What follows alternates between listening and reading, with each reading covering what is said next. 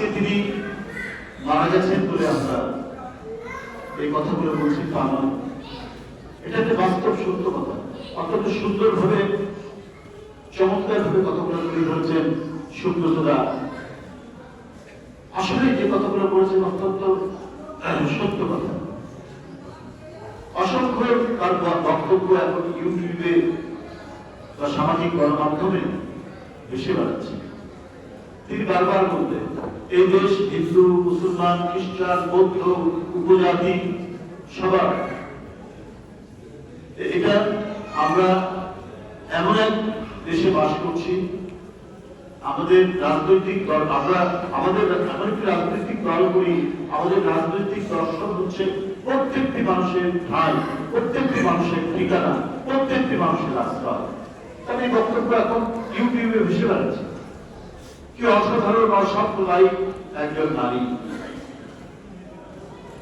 একদিকে যেমন তিনি ধর্মপ্রাণ, আবার একই সাথে তিনি খুব প্রচন্ড রকমের অসাম্প্রদায়িক মানুষ। একজন ধর্মপ্রাণ মানুষ কখনোই সাম্প্রদায়িক হতে পারে না। সত্যিকার অর্থে যদি সে তার ধর্মের মূল ভ্যালুস গুলাকে, মূল্যবোধ গুলাকে লালন পালন করে, কেউ কখনোই ভয়াবহ হিংসা বিদ্বেষ পোষণ করতে পারে না। ধর্মপ্রাণ মানুষের এটা হয় না।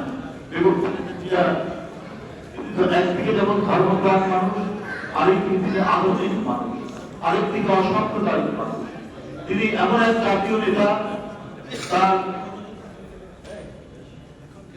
আশ্রয়ে প্রত্যেকটি ধর্মবর্ণের মানুষ তারা আশ্রয় পেত। তারা মনে করত তিনি তাদের একজন আশ্রয় ছায়া দেওয়া এক ব্যক্তিত্ব। তিনি আজ চলে গেলেন আমাদের মানে দীর্ঘদিন রোগের শোকে তিনি একেবারেই মানে গভীরতর অসুস্থ হয়ে পড়লেন, তারপরে চলে গেলেন।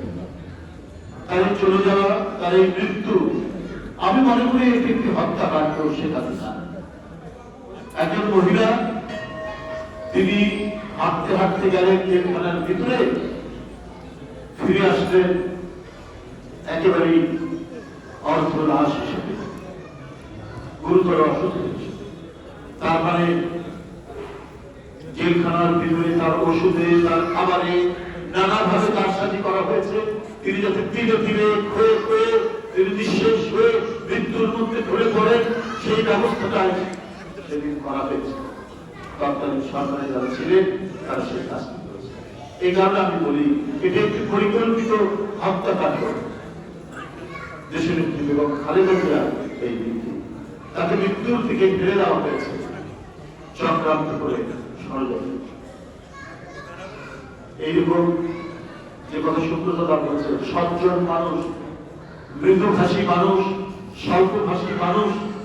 আমরা দেখেছি কোন কোন রাজনীতিবিদ প্রচন্ড কটূক্তি করছেন তাকে, যারা যিনি তাকে প্রতিপক্ষ মনে করতে কটূক্তি করছেন, বাজে কথা বলছেন, নানাভাবে হেনস্থা করছেন, কিন্তু তার পাল্টা হিসেবে তিনি একটাও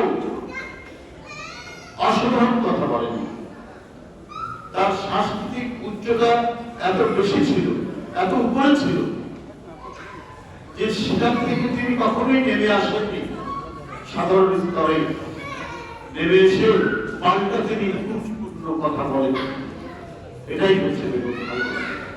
সুতরাং তিনি যে দৃষ্টান্ত রেখে গেছেন, তিনি যে সততা, নিষ্ঠা এবং অঙ্গীকার। রাজনীতি মানে তো হচ্ছে এখনকার মানুষ মনে করে যে যে ব্যক্তিটি কথায় কথায় বরখেলাপ করে কথা, সেই বড় রাজনীতি। এই দেশে এমন একটি মাত্রা তৈরি করেছিলেন বেগম খালেদা জিয়া যে না, রাজনীতি মানে হচ্ছে জনগণের কাছে যে অঙ্গীকার করব সেই অঙ্গীকার থেকে বাস্তবায়ন করে রক্ষা। এটা অসাধারণ দৃষ্টান্ত বাংলাদেশের সকল রাজনীতিবিদের জন্য এবং অনাগত ভবিষ্যতে নতুন যে রাজনৈতিক প্রজন্ম তৈরি হবে, রাজনীতিবিদ তৈরি হবে, তাদের কাছেও এটি একটি দৃষ্টান্ত থাকবে। ইতিহাস ঘেটে তারা দেখবে যে একজন মানুষ যিনি রাজনীতি করতে গিয়ে বাবরঙ্গর কথা বলেননি, মিথ্যা অঙ্গীকার করেননি, অসত্য ওয়াদা করেননি, যা বলেছেন সেইটাই করার চেষ্টা করেছে। যাই হোক, আমি আজকে বক্তব্য দীর্ঘায়িত করব না। এখানে হিন্দু খ্রিস্টান বৌদ্ধ পূজা উদযাপন কমিটি আয়োজিত এই তাদের আয়োজিত এই যে ধর্মীয় অনুষ্ঠান প্রার্থনা সভা মহাযজ্ঞ হয়েছে, প্রার্থনা সভা যারা আয়োজন করেছেন এই ফ্রন্টের যারা নেতৃত্ব দিচ্ছেন দীর্ঘদিন ধরে, বিশেষ করে আমার ভাতিজি এবং তার সাথে যারা যে আরো যারা আছে এখানে, আমি তাদের নাম বলেছি, আমি তাদের প্রত্যেকের প্রতি কৃতজ্ঞতা জানাচ্ছি। তারা হৃদয় থেকে, হৃদয়ের একেবারে অন্তঃস্থল থেকে নেত্রীর প্রতি তাদের যে ভালোবাসা, তাদের যে অকুণ্ঠ সমর্থন, এটা ভুলবার মতো। এটাই হচ্ছে, উনি মারা গেছেন কিন্তু এই অর্জনটুকু রেখে গেছেন কোটি কোটি মানুষের হৃদয়ে। তিনি চিরস্থায়ী ভাবে বাসা বেঁধে গেছেন। এই বাসা এত শক্ত